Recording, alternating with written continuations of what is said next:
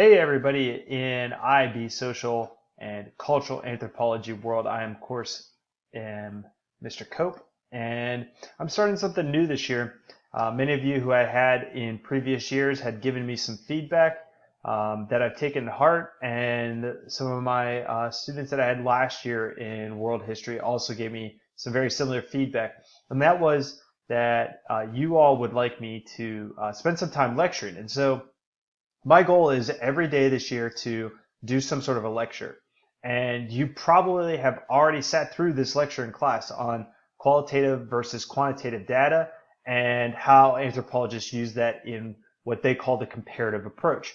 And what I decided was, if I'm going to do the prep work for those lessons, and these are going to be very specific topics that you have to have the information on and you have to know inside and out, and you have to be able to use inside and out because they are part of the IB SCA syllabus. And so I thought, it'd be great to also record these and then post them up to our class site so that you could constantly go back to them and look at them, not only in the current unit that we're on, but also in future units, so that you can use that information to better help you. And so that's what we're going to be doing here. If you'll notice, I'm using a web service called Screencast-O-Matic. I'm hoping to have you guys use some of these web services as well, so that you can make some flip videos during the school year. And you'll also notice that I am appearing in the lower right hand corner, and hopefully I won't cut off too much of the slides for you. The reason I'm appearing in here and I'm not talking over these slides is there's a lot of research out there to suggest that it's actually more effective if you can see the teacher talking to you. So we'll find out if that's true or not. We'll just do a long term study of that throughout the course of the year. So let's take a look at qualitative versus quantitative definitions. What are these? So cultural anthropologists will use both of these methods for gathering information about the various cultures that they're going to study. In our case, we're going to pick up with the Swazi culture really quickly here in class, and we're going to look at both the qualitative and quantitative methods that were used by the anthropologists who were studying the Swazi people.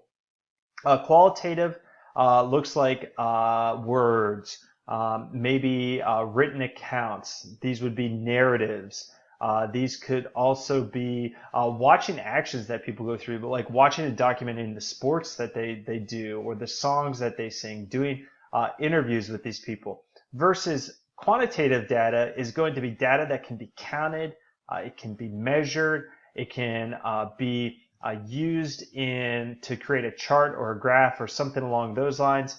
And people differ on which is the most important and which is the least important.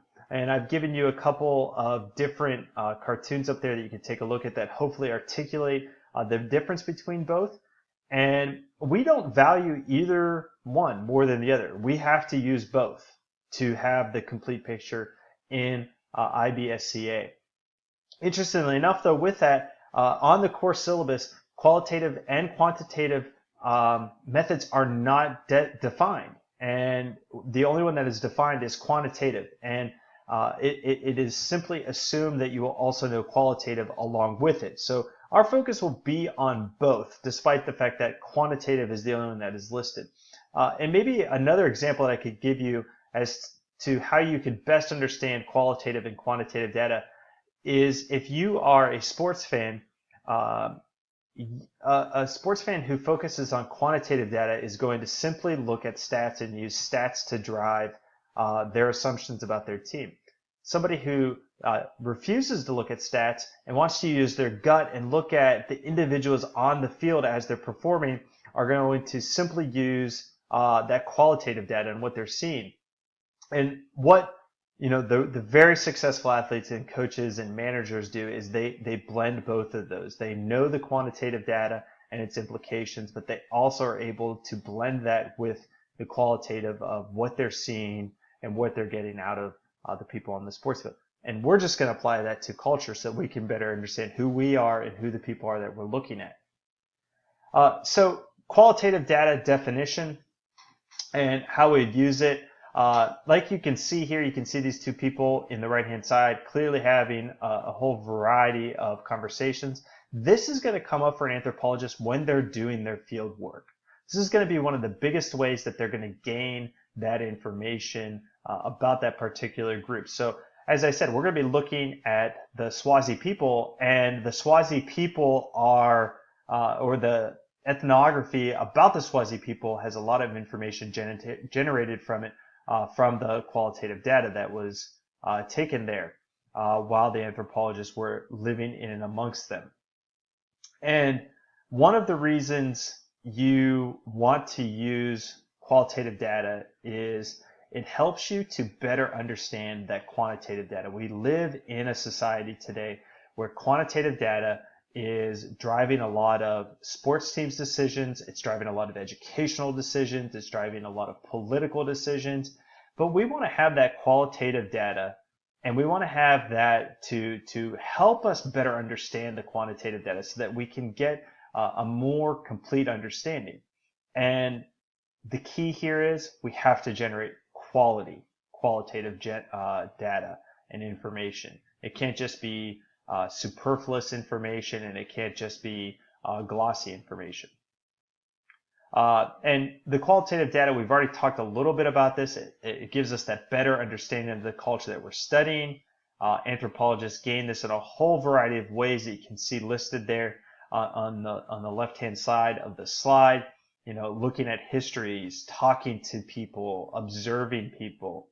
And then, like we've already said, it's going to help us have that much more complete understanding of the quantitative data. So as we're taking our magnifying glass and looking at these cultures, we can better understand the culture as opposed to just thinking, oh, wow, that's neat, or oh, wow, that's a weird practice that they do.